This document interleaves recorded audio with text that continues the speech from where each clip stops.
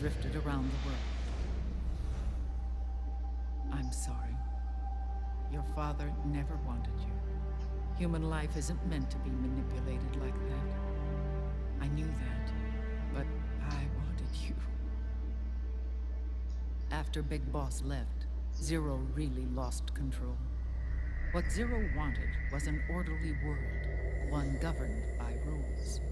His fortune grew through countless wars, and his words influenced decision-making all the way up to the Oval Office. As the world saw the rise of digital technology, IT, the internet, and genetics, the Patriots' power grew immense. Their roots spread and took hold throughout the globe. In time, they began to dictate the fate of entire nations from the shadows.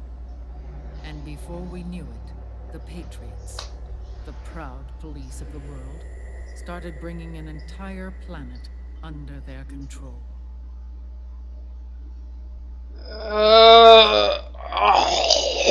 Yes, I would like to fucking save the game. God damn it. It's a good story, but holy shit, the cutscenes. Their intentions were fair, but their execution was flawed. Zero developed weapons, amassed armies, used information for extortion, all in order to gain more wealth. He was obsessed with controlling awareness on the inside from the outside.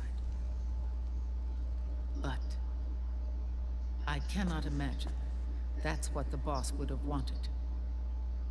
They both misinterpreted her will.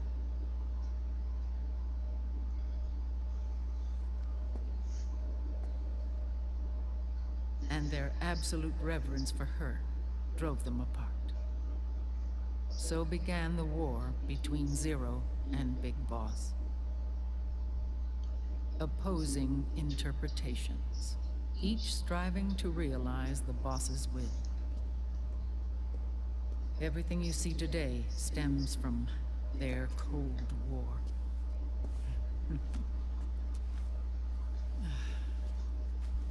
Differences in race, in religion. Is that an actual chapel In ideology. in Eastern Europe? Someone looked that up. This Oh, war they posters. caused is no different from any other human error in history.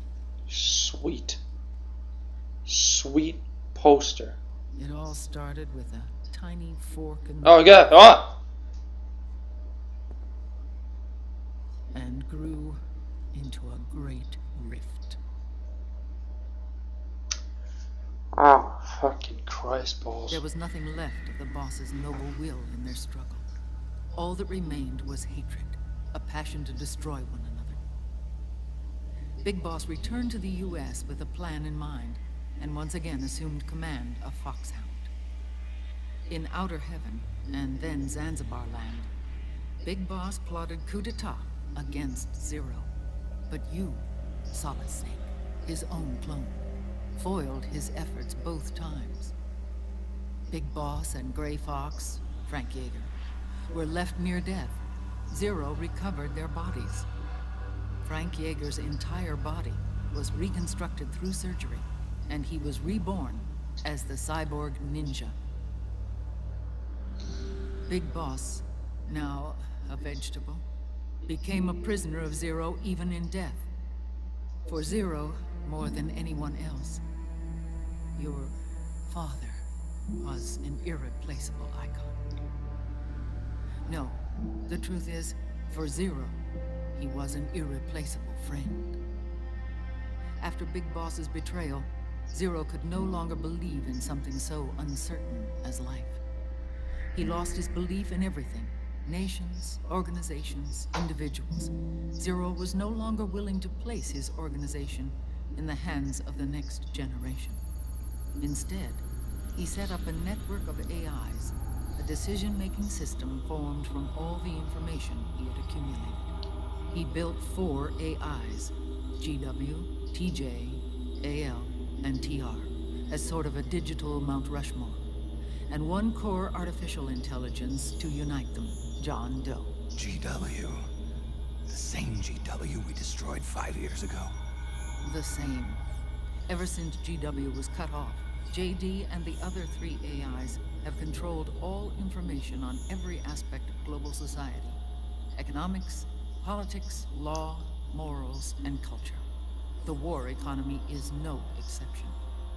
In the shadow of the system and its complete control over the world, Big Boss isn't allowed to live or die. He's trapped for eternity in a brain-dead prison. To bind himself to his friend, to ensure his rule over the world, Zero transformed Big Boss into an icon, neither living nor dead. Sounds almost like a religion. Naturally, Ocelot and I plan to free him from Zero's prison. We enlisted Naomi Hunter, an authority in the field of nanomachine research, into our organization. And we used Frank Yeager to kill Dr. Clark. Ocelot tortured the DARPA chief, Donald Anderson, also known as Sigint, to death, and made it look like an accident. The Shadow Moses incident. With Paramedic and Sigint dead, Holy Zero was the only shit! one left. But we too paid a price. I didn't know Sigint was a I DARPA lost chief. Ocelot wasn't fighting for the Pentagon or the Russians, and certainly not for Zero. He was fighting for Big Boss. He idolized him. I didn't... Okay. Alright. When Ocelot grafted Liquid's right arm to his own, his body was taken over by Liquid's thoughts and spirit. He may be Ocelot in physical form, but his mind is Liquid's. I was the last one. And then someone appeared to help me. Raiden.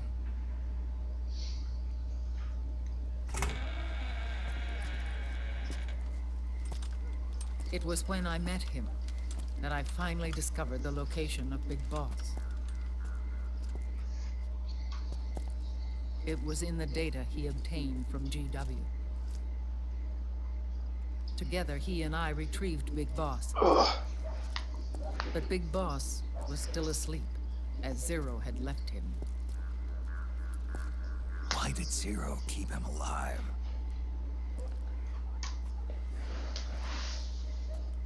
People need heroes. Zero wanted to create a messiah. A legend that would never die. Liquid is after Big Boss's body.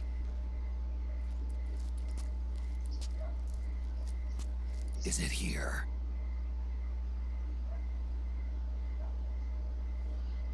I'll take you to meet him.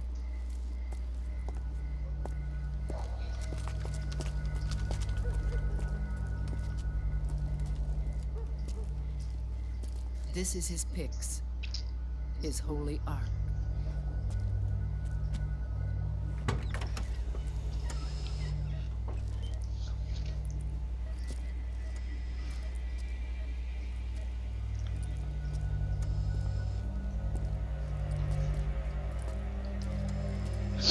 What the fuck?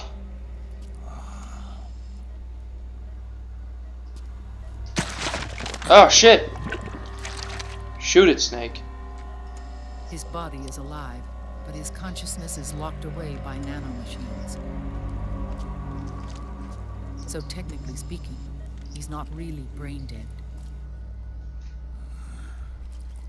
We can't allow Liquid to inherit the same sins that corrupted Zero. Manipulating people's minds for the sake of his own ego.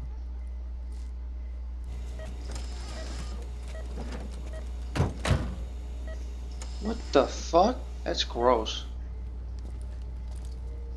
Shoot it. Bomb the whole fucking van. Oh, Snake and his bullshit. Otacon. Snake, it's Naomi. What happened? She's gone. She's not in the Nomad anymore. When?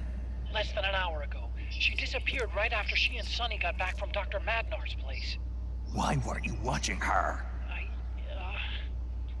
I didn't have my glasses on. Naomi said it herself. The experiment can't succeed without her. You think she went back to Liquid? What about Raiden? Good news on that front. What We the managed to get our fuck is hands on a that? dialysis machine and set up an ICU. We just started him on dialysis and treatment for his wounds. Will he live? Yeah, no worries there.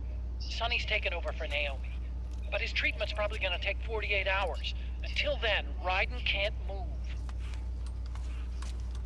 Hey you!